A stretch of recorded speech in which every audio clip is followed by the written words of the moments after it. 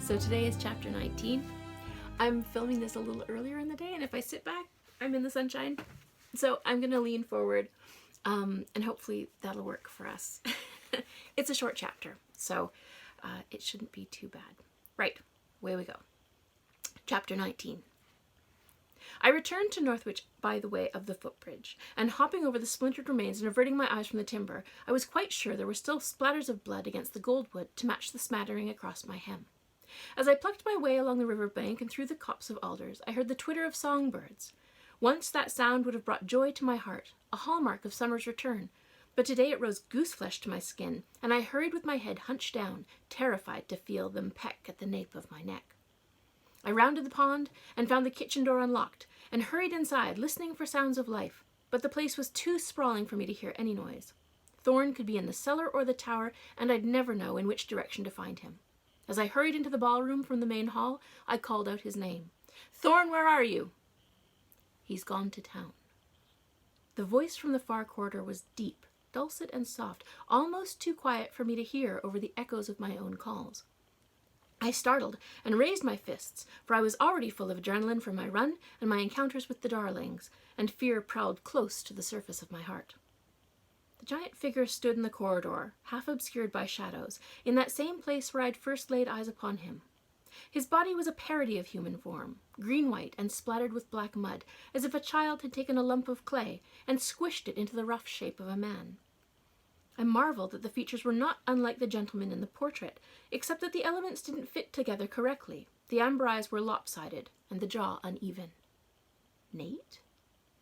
He recoiled and hid his distorted face down. "I apologize. Headache."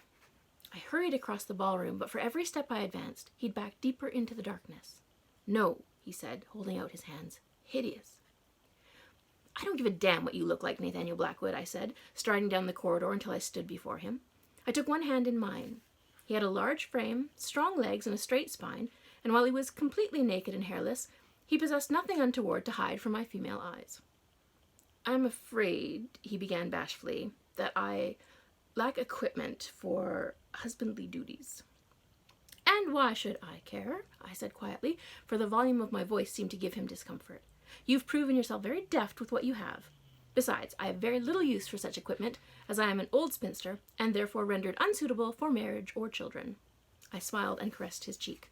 "I don't care what form you wear, because I adore that you are so very clever, and through my fingertips I impressed upon him the fullness of my emotions, and said, "I am thrilled beyond my wildest dreams that I can simply talk to you, even if we must hide in the shadows." Did he blush? The skin went from greenish white to a mottled boysenberry pink. "I admit," he began, "my own biology confounds me." He squeezed my hand. "Most of the time, the arms have minds of their own." I felt the division across his palm. This limb was constructed of 2 tentacles wound together, with only 2 fingers and a stubby thumb. The discovery of this approximation made me smile. "I have ached to converse with you, but I cannot for long." He winced. "This is painful for you?" His laugh was very reserved. "This takes concentration." "Then let us be quick," I said to that unbalanced face, hardly handsome, but endlessly fascinating. "I think I know which book was read, if that helps us narrow down the culprit. I've seen words written upon the flesh of the accursed." His jaw fell open in surprise, and I said, "I am quite fine. It was only a fragment of a sentence. But the wicked words are out in the world now, and we must be quick before their influence spreads." "Which book?"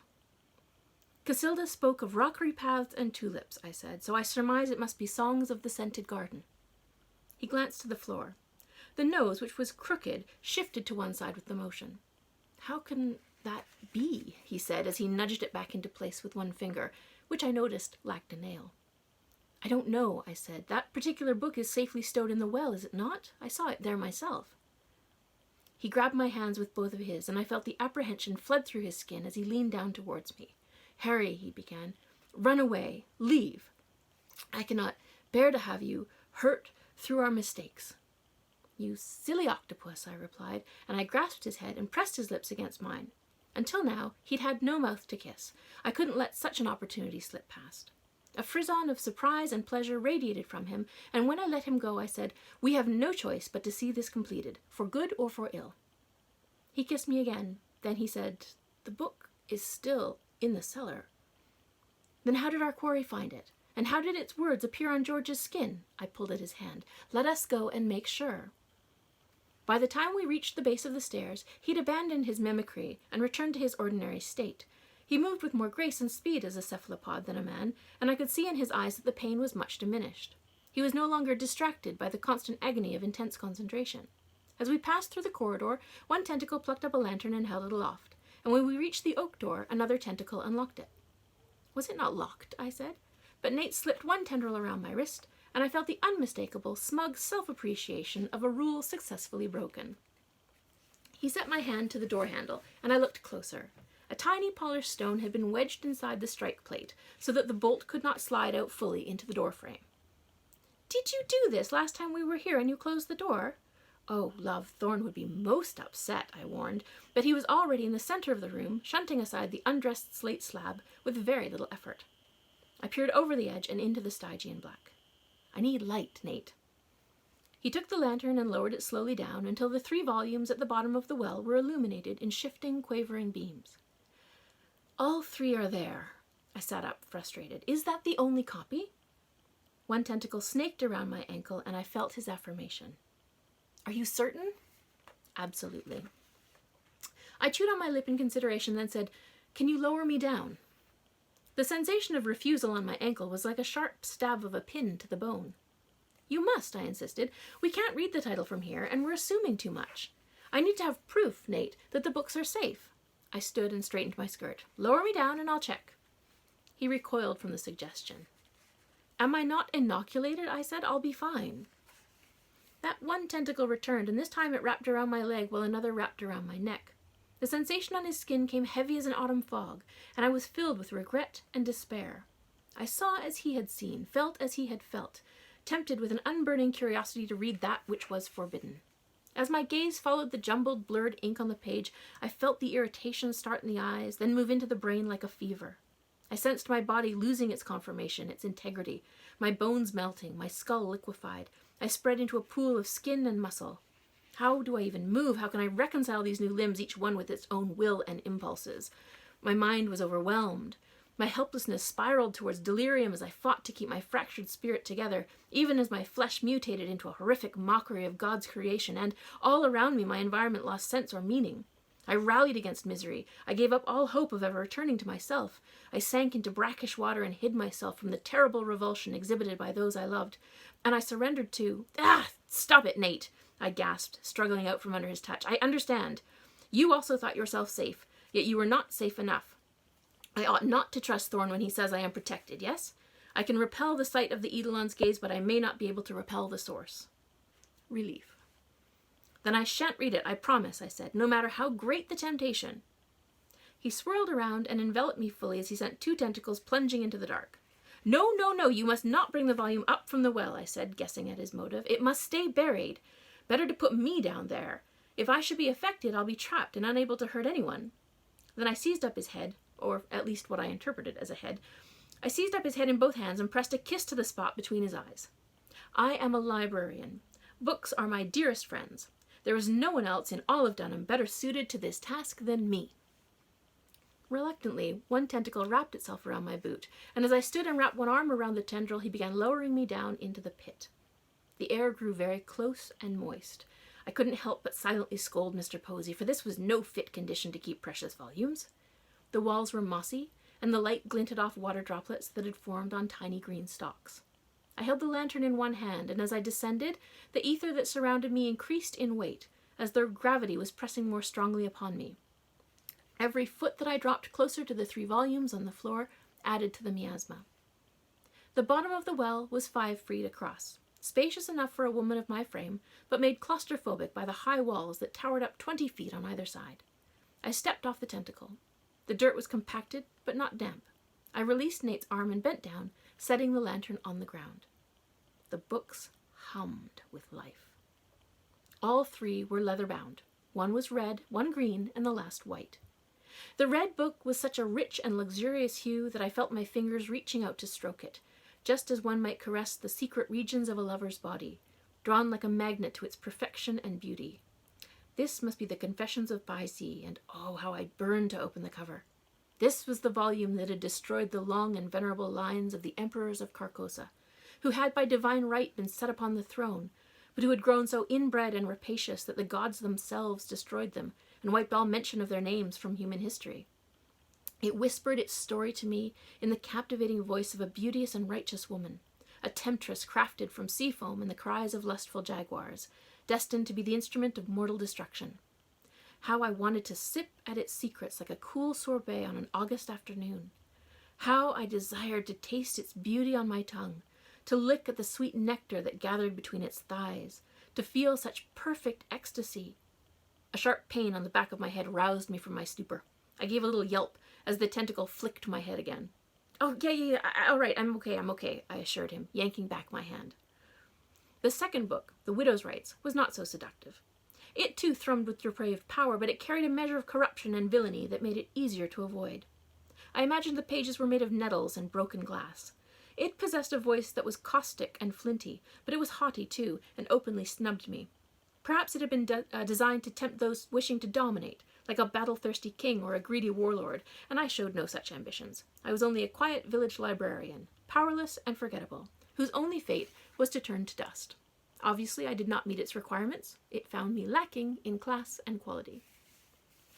The third book lay asleep. I recognized the white leather, the gilt letters, the ponderous spine, Songs of the Scented Garden, the most wicked and dangerous book known to mankind. I circled it, holding up the lantern, wondering if it was waiting to strike. I heard a sound from above, a distant rhythm advancing, tap, tap, tap, like the drip of water. "What's going on?" I said, looking up. In the gloom, I saw Nate peep over the edge as he quickly withdrew his tentacle. Then, with rising horror, the stone slab moved across the circle of the wellhead like an eclipse. The thump as it fell into place reverberated down the walls and caused a rain of dewdrops off the moss. I was trapped. Panic and confusion sparked in my chest. I've never been fond of close spaces, and this sudden confinement made my gasp stick in my dry throat. The atmosphere pressed in upon me. I was about to yell for clarification when I heard, muffled by stone, the progression of footsteps, and a familiar voice turned shrill with anger. "What are you doing in here?" shouted Thorne. "Get out, you stupid oaf! How did you even get in?" I heard the dull sound of a punch on flesh. "Can I not leave you alone for a single afternoon?" Another thump. "By all the heavens, Nate, you of all people know how dangerous this place is. Has your brain turned to mush, too? Close the door after you, you sack of porridge, and come upstairs. I need you to move one of the bookshelves." I heard the door thump closed, and the click of a latch. All fell silent. My breath became thunder in the silence. I found myself trembling, trying to keep from crying out, and my eyes were drawn again and again to the marks on the walls, scratches made by the fingernails of trapped children. I noticed smudges of black soot between the stones, and a peppering of tiny white fragments of bone amongst the grains of sand. I was alone deep in the ground, in a grave. This was not a well, but the crematorium of John Posey's sons. I crouched against the cobble side, and I whimpered as the lantern gutted. For a heart-stopping second, the light dipped into dusk, and I cried out as the fire threatened to die. Then it flared again, but not as high as before. The levels of oxygen in this dreadful sepulchre were finite, it seemed. "Stay calm," I ordered myself. "Breathe slowly." For almost an hour I sat in solitude, but in steady paces I began to hear the faint whisper of a woman's voice. I struggled to ignore it, but the Confessions of Baisi would not be so easily rejected. I knew I must not look, but it was so tempting. It promised me many things. To be more beautiful than a summer's twilight, to possess the hearts of all men, to be the envy of every woman I met. It dredged up the sensations of Nate's touch upon my flesh, and I resisted that swell of pleasure. I knew I mustn't let it overwhelm me, but resisting was agony. My traitorous hands drifted to my thighs, my fingers slipped under my skirts and petticoats, and for a moment I felt myself tempted by Baisi's seductions. Then, defiant, I squeezed my eyes closed, and I sat on my hands. Biting my lip, I tried to distract myself by counting Fibonacci numbers. 0, 1, 1, 2, 3, 5, 8, 13, 21. The widow's rites pulsed in the darkness too, and like a bored child finding amusement in some paltry trinket, it toyed with me. In its husky whisper, it promised the world would be mine for the taking. Open the cover, and I would rule empires. I continued to sit on my hands in the dirt, counting to myself with my eyes shut. But as Red Baizi sulked, the temptation to see within the green leather cover grew in steady paces. I felt pulled like taffy between the two of them. I'd counted to 6,765 by the time I dared open my eyes again, to see that the lantern's flame was merely a nub of orange. I glanced fearfully at Songs of the Scented Garden. The ghostly white-bound book lay in the dirt, saying nothing. It seemed to exude no force at all. Imagine, if you will, the difference between a living man and a corpse. Such was the comparison between the two temptations and the third. Songs of the Scented Garden remained curiously mute. It was dull in comparison. That is its trick, I warned myself. It's dangerous because it seems harmless. I stared at it, daring it to make a move, but its patience was enormous. The white book simply sat inert. I studied the swirls of white on white across its cover, and noticed a faint peach fuzz of hair on the leather. The words had been rendered in shimmering gold. Under the title was a small gilt ornament of a blooming lotus. All of these elements seemed quiet, contemplative, almost soulless. Do not touch it, I thought. Nate will be back. Do not fall to temptation. And yet the longer I looked at it, the more certain I became that the book was harmless. It said nothing. It made no motion towards me. My consuming interest in the white cover drowned away the voices of the other two books, and I had the fleeting thought that Songs of the Scented Garden was the most powerful of the three, and they had backed away in submission to their more potent cousin. Certainly the Confessions of Baizi and the Widow's Rites were no longer pulling at me with the same hungry fervor. My attention had been drawn elsewhere. But this was no benevolent withdrawal. I was certain that together they were letting me walk into a trap. Do not touch it, I thought again. But my hand drifted towards it. The stillness was assuring. Maybe it was waiting to spring, or maybe, just maybe it was dead. But can a book die? My fingers paused a fraction of an inch above the white leather. If I touch it, I will be consumed by it, I thought, and one half of my mind screamed a frantic warning to retreat, while the other leaned into temptation. I waited to see if it would do anything, emit a sound, an emotion, a burst of lightning. But no, it did nothing. It lay as still and silent as a leopard waiting to pounce. I took a deep breath and opened the cover. That's the end of today. Thank you very much for coming and listening. And I'll see you again tomorrow for chapter 20. We're almost done. See? It's very close. The next chapters are very short. So, yeah, we'll see you soon. Bye.